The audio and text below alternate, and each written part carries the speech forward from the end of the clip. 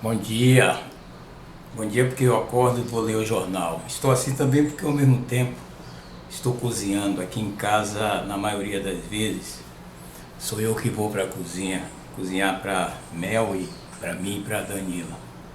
Eu abro os jornais e vejo que o maior jornal do Brasil, jornal impresso, Folha de São Paulo, que está às voltas com uma cisão interna, uma disputa interna familiar relacionado a ações, dinheiro entre os dois irmãos que hoje controlam uma empresa, Folha da Manhã.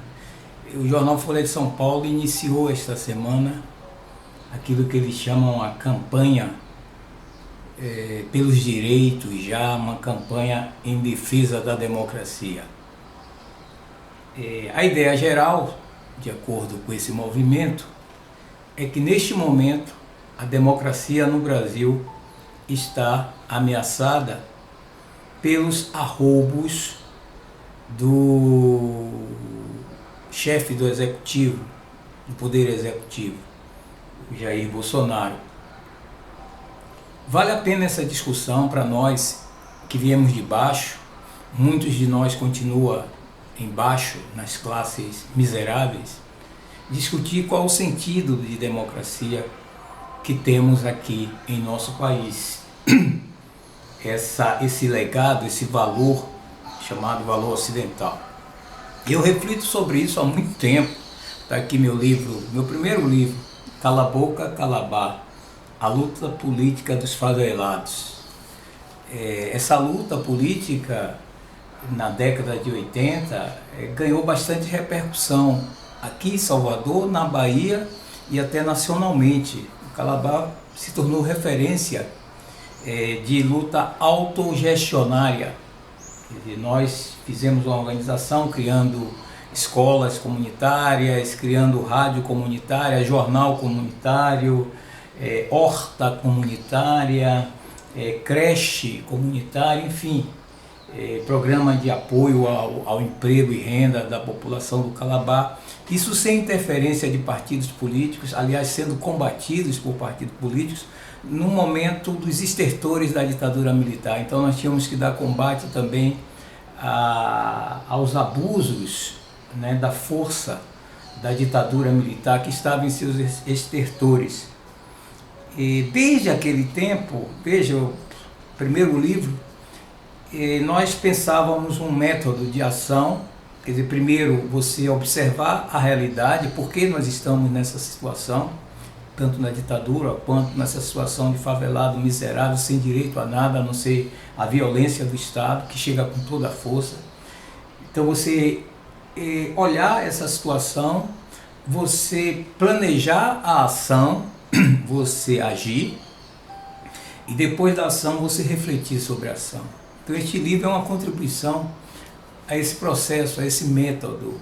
Eu ainda era estudante na época, na faculdade de comunicação. E aqui tem um capítulo neste livro que eu intitulei Democratas Sinceros. Porque a época, Democratas Sinceros, a época, devido à repercussão que teve nossa luta, nós fomos muito assediados pelos chamados democratas que lutavam para derrubar o regime militar. Nós tínhamos Calabar tinha uma grande capacidade de mobilização, de botar pessoas na rua para protestar, coisa que era proibida à época, e nós fazíamos isso, pagando as consequências por isso, sendo preso diversas vezes, recebendo ameaças, etc, etc. Então nós éramos muito assediados pelos chamados setores democratas que lutavam para derrubar a ditadura militar. Então, aqui neste capítulo, há um episódio que eu narro relacionado exatamente a essa nossa interação com os democratas sinceros. É que eu fui procurado, à época eu era eminente lá no bairro, por um desses sujeitos, né? E que ele era presidente da Associação de Sociólogos, à época ex-presidente do Comitê de Anistia para os Presos Políticos, membro do diretório estadual do PMDB, que era o grande partido de oposição à ditadura, ativo participante de mesas, de debates estudantis e coisas que o valham. Eu fui procurado por esse sujeito, com essas referenciais, porque ele me contava que tinha comprado uma bicicleta para sua filhinha e alguém, ele morava num bairro de classe média, perto do Calabar, e alguém do Calabar teria assaltado, tomado à força a bicicleta de sua filha. Ele pedia a nossa intervenção para encontrar esta bicicleta. Nós dissemos a ele que sim, que faríamos isso, mas no dia seguinte fomos surpreendidos com uma ação da polícia que entrou no bairro do Calabar, foi até o outro bairro vizinho, Alto das Pombas, que é um bairro também, uma comunidade também de pessoas com a mesma situação econômica nossa, e saiu dando, prendeu o rapaz e saiu dando catiripapo no rapaz. Então ali para mim caiu a ficha, e eu escrevi aqui. Claro que depois o sujeito tentou me processar, isso é comum. Já não fazia muita fé nesses democratas, mas a partir daí ficou explícito para mim que todo mundo é democrata até que pisem no seu calo. Na hora de defender seus interesses pessoais e de classe, os democratas sinceros mostram sua face inescrupulosa.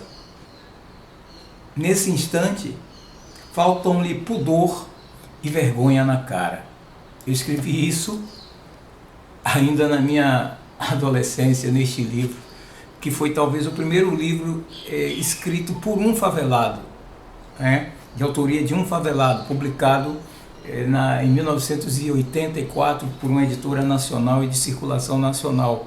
Claro que já tinha Quarto de Despejo, aquele livro escrito por uma ex-favelada, muito famoso, mas ali não é bem ela que escreve, escreveram para ela. Aqui não, fui eu que escrevi. Então desde aquele tempo eu reflito, de que democracia nós estamos falando? Que democracia nós queremos? A Folha publica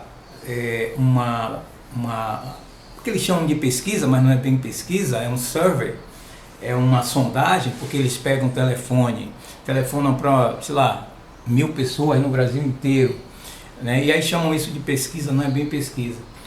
Publica com manchete dizendo que 75% dos brasileiros hoje entendem que a democracia é o melhor sistema de governo, o melhor regime de governo. Portanto, esses valores que estão inscritos na Constituição Federal de 1988 têm que ser lembrados ante a ameaça de ruptura democrática representada por Jair Bolsonaro com suas declarações, não são bem com suas ações. Claro que Jair Bolsonaro foi eleito com um projeto explícito de retirar direitos dos índios, direitos conquistados, se não tirar, pelo menos congelar direito das populações desprivilegiadas, as populações como negros, etc. Ele é tido como homofóbico, ele é tido como machista, ele é tido como racista e como fascista. Evidentemente que ele não detém um monopólio dessas qualidades.